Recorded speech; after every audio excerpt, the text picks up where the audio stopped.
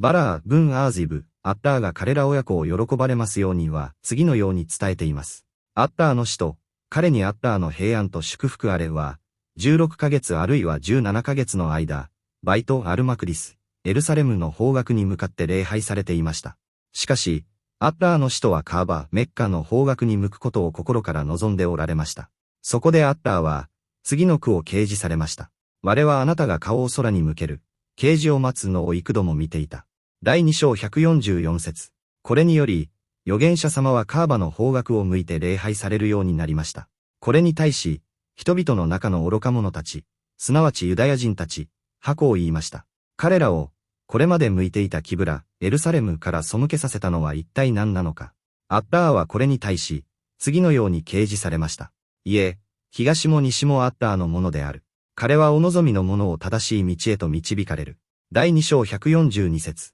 ある男が預言者様と共に、カーバを向いて礼拝を済ませた後、外へ出ました。すると彼は、アンサール・メディナの信徒の人々が、まだエルサレムの方角を向いてあする、午後の礼拝を行っている場面に通りかかりました。そこで彼は言いました。私は、自分がアッターの使徒と共に、カーバの方角に向かって礼拝したことを証言します。それを聞いた人々は、礼拝の最中であったにもかかわらず、その場で一斉に向きを変え、カーバの方角を向きました。サヒーフ・アルブハーリー399番。ハディースの解説、キブラの変更とサハーバの従順さ。このハディースにおいて、バラー・ブン・アージブ、アッターが彼を喜ばれますようには、イスラームの歴史における重要な転換点を詳しく語っています。1、歴史的背景と預言者の願い。預言者ムハンマドを彼にアッターの平安と祝福あれがメッカからメディナへ移住、ヒジュラした当初、礼拝の方角、キブラはバイト・アルマクリス、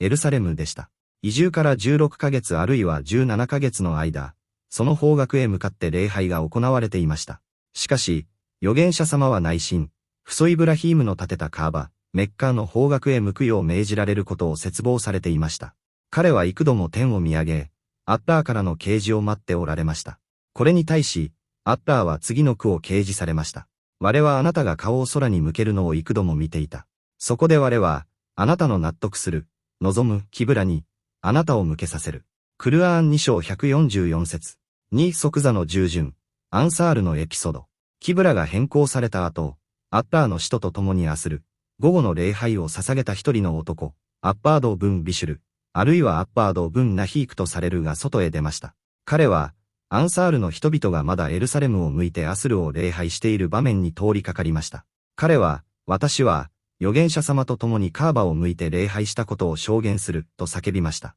それを聞いたアンサールの人々は、礼拝の途中でルクー、会釈の姿勢であったにもかかわらず、その場で即座にカーバの方角へと向きを変えたのです。3、批判者への反論。キブラの変更に対し、ユダヤ人などの愚か者たちは、なぜ彼らはこれまでのキブラから背けたのか、と批判しました。アッターはこれに対し、次のように答えるよう命じられました。いえ、東も西もアッターのものである。彼はお望みのものを正しい道、シラート、アルムスタキームへと導かれる。クルアーン2章142節。このハディースから得られる教訓と法益。預言者の尊厳。預言者様が言葉に出して願う前であっても、アッターがその望みを叶えられたことは、預言者様がいかに重から愛され、高い地位にあったかを示しています。法規則の無効化と上書き、ナスフ小格好割りコロン以前の命令が新しい啓示によって変更される、ナスフの正当性。スンナとクルアーンの啓示によって、